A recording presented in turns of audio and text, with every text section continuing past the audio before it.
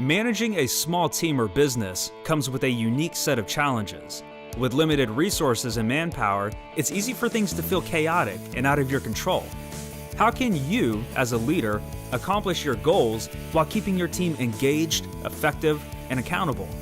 This podcast will give you practical strategies you can implement now to lead your team or business to reach its fullest potential.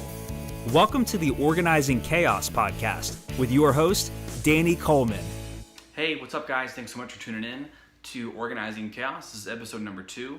And so this one's going to be a vision-oriented topic today. So as I mentioned in the first episode, we are going to talk about vision, operation, and tools on this podcast. So I'm starting off with vision, right? I think it's the most important thing, really, because if you don't know what you want, if you don't know where you're headed, then you can only expect to drift.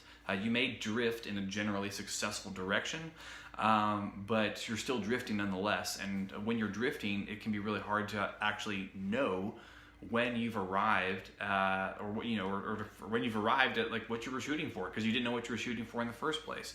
It's hard to pat yourself on the back and congratulate yourself on your successes when you've never articulated what success looks like to you. So that's what the perfect day is about. And I'm just going to run through the 5 aspects of creating your perfect day. So I did this for myself, and I highly recommend you do this too.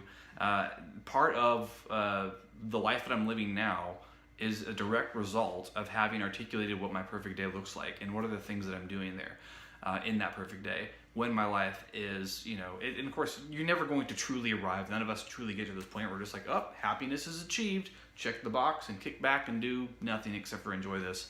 But we're always going to be striving for something. And so, as such, you'll also be updating your perfect day. I've not updated mine since the first time I did it, which was about 3 years ago now. But I imagine that I'm going to be updating it sometime soon because my life has changed a bit. And I've achieved some of those things that was in my perfect day that I drafted around 3 years ago. So some of the aspects of the perfect day, really, it's all up to you. It's your day, it's your life. And the way that this, before I jump into it, the way that this relates to business, if it's not already clear to you, is that your personal life and the life of your business and the employees therein are a direct result of how they, basically what I'm saying is their happiness is a direct result of how well you are steering the ship.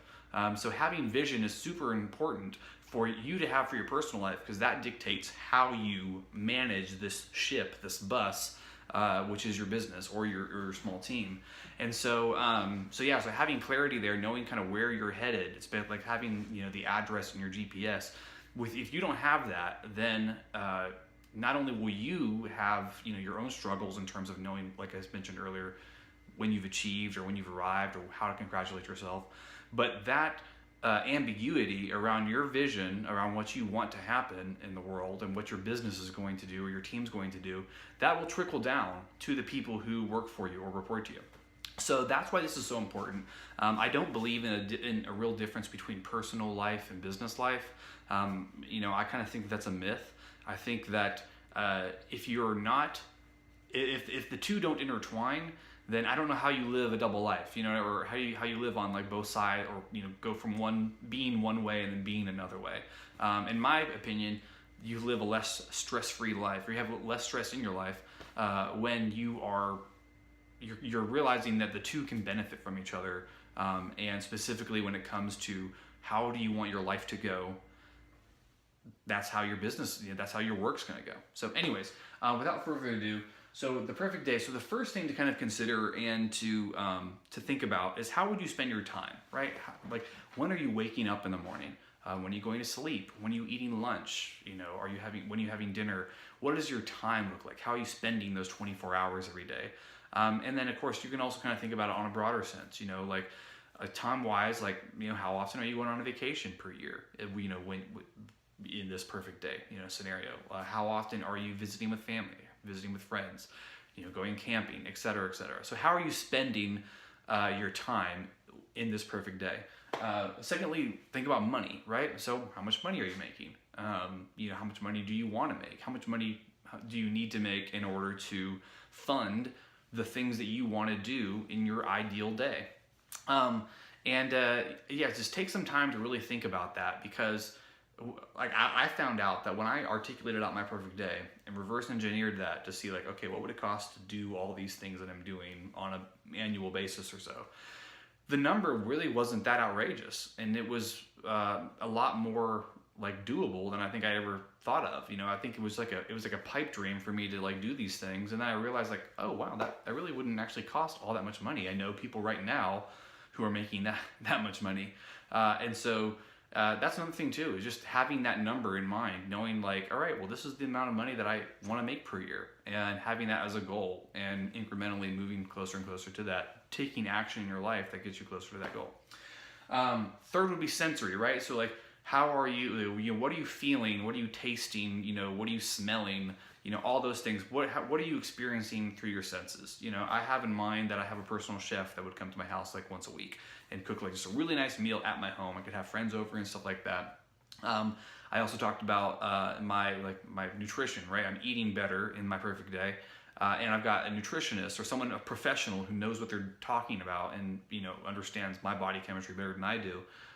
They're guiding me on how to eat. So those are some of the things that I'm kind of talking about there. And it may seem silly to even talk about some of this stuff, but the more granular you get, the more specific that you are, the more clear your vision is, and the more real your perfect day is, and you can believe it. Because that's the important thing, is you got to believe that it's possible.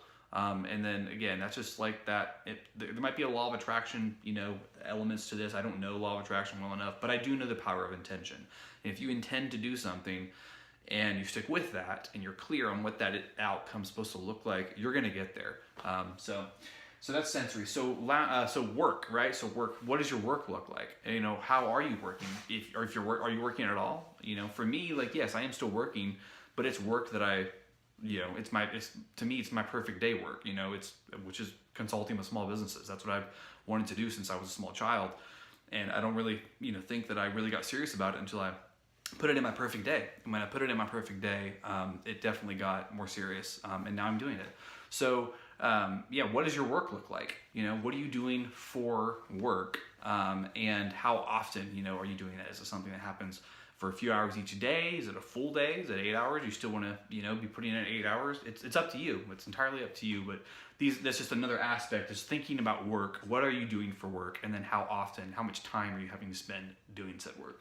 And then lastly, I put this up here on the marker board for those of you who listen to the audio version. This little dead guy, but he's smiling. He's got X's on his eyes, but he's smiling. And so you think about, I know it sounds weird, but think about death. When you think about what are people going to say when you die, what are your friends going to say about you? What are what's your wife or your husband going to say about you? What are your children going to say about you? What are your coworkers going to say about you? When you think about that and you really spend some time thinking about how would they describe Danny once Danny's gone, and these people are giving my eulogy, how are they describing me? And I really find that to be powerful, because it helps you to put in words how you want to be remembered. And that's kind of like, I would say, the ideal way for you to be remembered. That's the type of person that you want to be. And then those are, kind of like the intangibles. We're kind of talking about a lot of tangible stuff here, but this last one really is a lot less tangible, because this is who you are as a person, and what type of reputation you're leaving. So anyways, thanks so much for tuning in again today. That's it. I really recommend now, as a takeaway, that you go and spend some time writing your perfect day. You're not going to get it right the first time, but I would definitely kind of jot down, like, what is it? What are the things? How would you be spending your time? How much money are you making? What are you experiencing in your life? What are you getting to do? What are you doing for work, if you're doing work? And how are you going to be remembered? So take some time, block out some time, just some alone time, and or maybe just do it in your car if that's the only alone time you can find, and think about these things, write them down, leave it for a little while, come back to it, and really kind of formulate a well kind of written out page or so that incorporates these different aspects. So thanks again for tuning in. Hope you guys have a great and awesome day, and I'll catch you later. Want more? Go to DannyColeman.me to download Danny's free small business hiring guide, which includes tips, templates, and tools, plus a step-by-step process you can use to find and keep high-quality employees for your small team or business.